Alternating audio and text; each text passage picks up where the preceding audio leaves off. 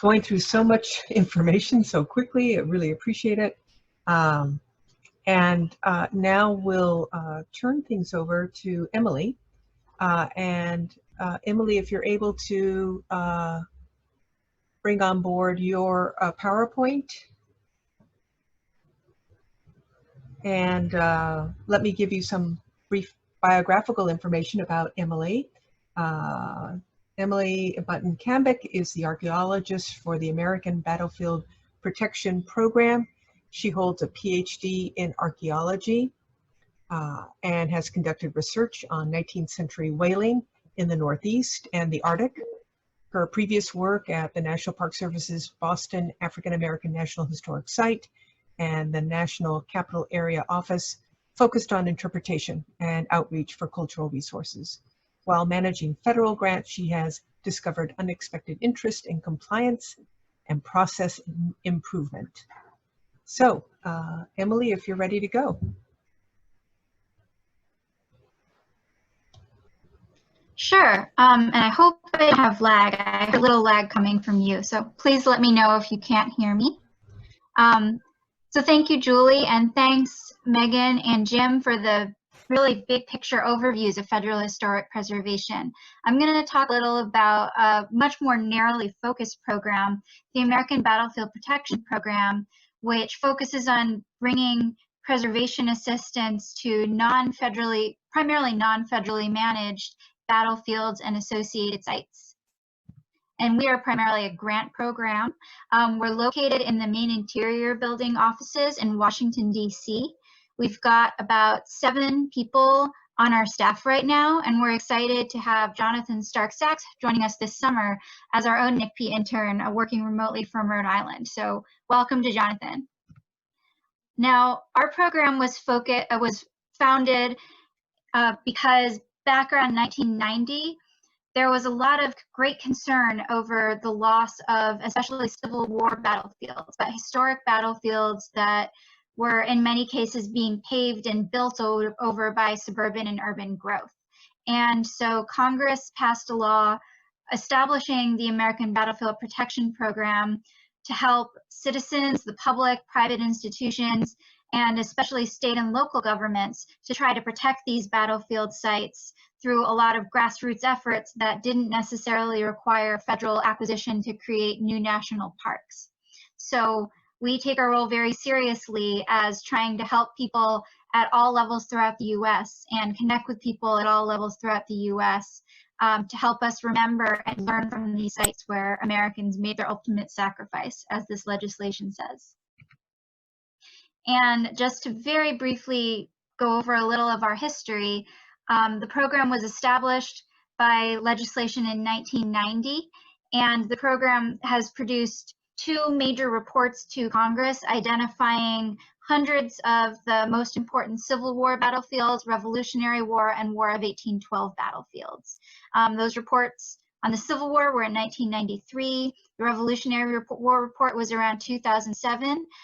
There's been a restudy of those Civil War sites to see how the first decade or so of the program had helped preserve them. And these are the foundation of some of our grant programs. And the legal expansions in 1996, 2014, and 2019 have really changed the breadth of the kinds of grants we give out in a way I'm going to tell you a little bit about.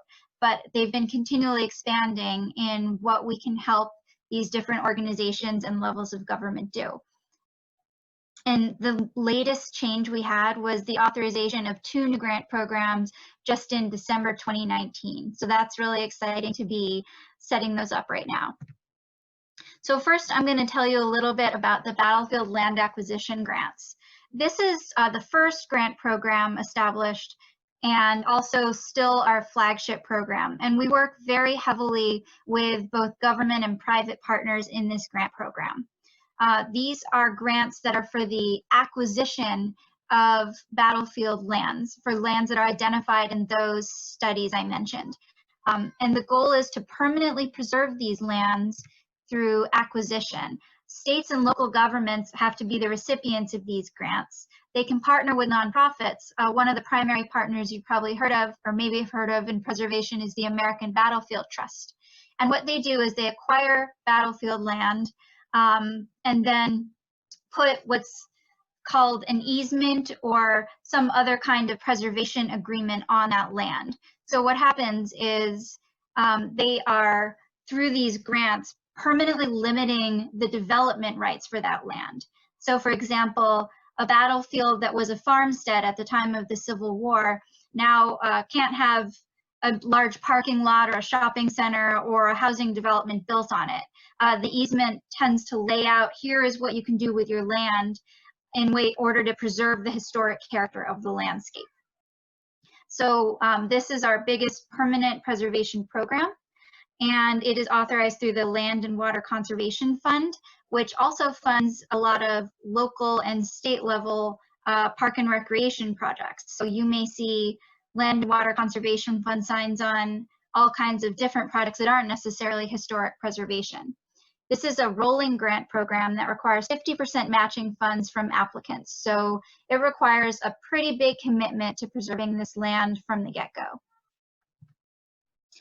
Just to give a couple examples, last year in 2019, we funded 2 acquisitions for the Ray and Ellis tracts at Averys Borough Battlefield, which is a Civil War battlefield in North Carolina. And this is an acquisition that's interesting because it brought together state level, private, and private national and private local partners through the North Carolina Department of Natural and Cultural Resources, which received the grant, but the National Battlefield Trust and then the local Averys Borough Battlefield Commission working together to preserve it. And the Averys Borough Battlefield is one that we funded more than just these 2 grants on over the years. So you can really see these multiple partners working together to try to preserve the larger battlefield as a whole, taking it one tract at a time. It's really been a long-term commitment. Another project that we found a highlight last year was the preservation of a tract at Fort Blakely Battlefield, a Civil War battlefield in Alabama. And this is a battlefield that is partly notable because of the really heavy participation of young African-American soldiers from the Gulf Coast. They had a really significant role in this battle. And the tract is going to be used to, it will be managed as part of the Fort Blakely State Park, even though it's not going to be part of the state park. But the university that is one of the partners for this project, the state organization that is acquiring this, actually has some interest in doing research on this site and education around this site and trying to make it more than just something that sits, but something that informs how people's educations are taking into account very on-the-ground examples of preservation in history. Another program that we fund is the Battlefield Preservation Planning Grants. And this is an interesting grant program because unlike the first grant program, it is not limited to just 3 wars. These grants can be used for preservation planning, survey, research, identification, education, and outreach for any war on American soil, or any battlefield on American soil. So we have funded projects ranging from very early colonial encounters across the East Coast to World War II in the Pacific, really the full range of American history. This is a grant program that doesn't require any match, so it's open to very small organizations with very small budgets. It's competitive, so once a year we go through and have expert reviewers review all the grants to figure out which to select. And it's open to state, local, and tribal governments, nonprofits, and educational institutions like universities. And this is the grant program I mostly work with. One of the projects we funded this last year was another grant to North Carolina Department of Cultural, Natural, and Resources, but unlike the preservation acquisition grant, this is for a research study looking at 20 different battlefields across the state of North Carolina and trying to understand where the U.S. colored troops fought and what their impacts were on the state's experiences of the Civil War. And this is great because as many of you have probably learned, looking at African American experiences and military history in the Civil War is something that academic scholars as well as national park sites have really put a lot more focus on toward recent years, but there isn't always a lot of grant funding available to extend this further at sites where it hasn't been studied. So we're excited to be supporting North Carolina as they try to better understand African American experiences during the Civil War. Another grant we funded showing really the geographical and historical breadth of this program was to the Pueblo of Isleta, located in New Mexico. This is a tribal government, and they proposed to archaeologically investigate two sites from the 16th and 17th centuries where Pueblo peoples were in conflict with Spanish colonists in the Tehuapiro ancestral region of New Mexico. And their project brings together youth employment and education, as well as having the youth work with tribal elders to try to understand oral histories around this part of their history. So these grants are not just limited to the Civil War, Revolutionary War, and so on. They're not even limited to grants for when the United States existed as a country. Finally, we don't see our grant programs as necessarily siloed. But as Megan and Jim were mentioning, different parts of the federal cultural resources framework can support each other. These grants can also support each other too. We funded both acquisition and planning grants to New York State for studying that little island you see right there called Horse Island as part of the Sackett Harbor battlefield. One grant for acquisition, one grant for cultural resource survey, so that they can actually have a good plan for understanding what archaeological resources are there and managing it as part of their state historic site. And so the sequence of grants can be different. You can have acquisition first, planning first, but these are just multiple tools in a toolbox for our partners. And then we look forward to establishing these two new grant programs that were authorized in the last Major Appropriations Act in December 2019. One is for the battlefield, excuse me, battlefield interpretation modernization grants. This is open to states, tribes, local government, and nonprofit organizations. It is also only eligible for projects at the same sites identified in those studies I mentioned, where the battlefield land acquisition grants can be. It also requires a match, and it is to, quote, deploy technology to modernize battlefield interpretation and education. The other new grant program is called Battlefield Grant Restoration Program. Like the previous, it's open to states, tribes, local governments, and nonprofits, and also is limited to those American Revolution, War of 1812, and Civil War battlefield sites. And the purpose of this program is to restore day of battle conditions on land preserved under the Battlefield Acquisition Program. This also requires a 50% non-federal match.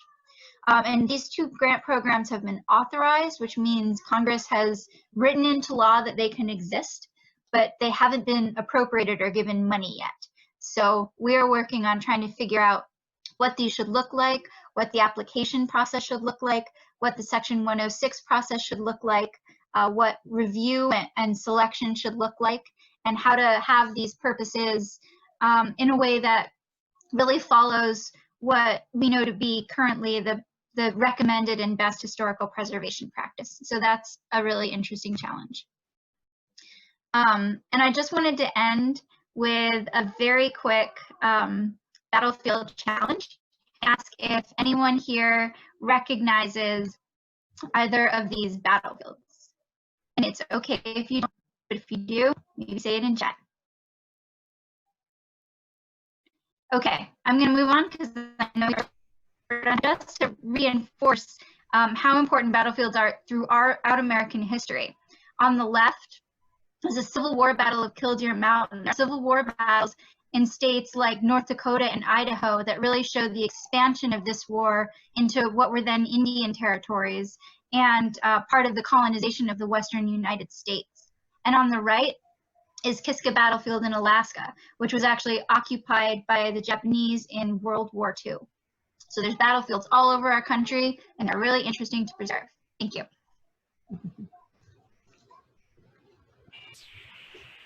All right. Thank you so much, Emily. I really appreciate that quick review. I realize you probably had more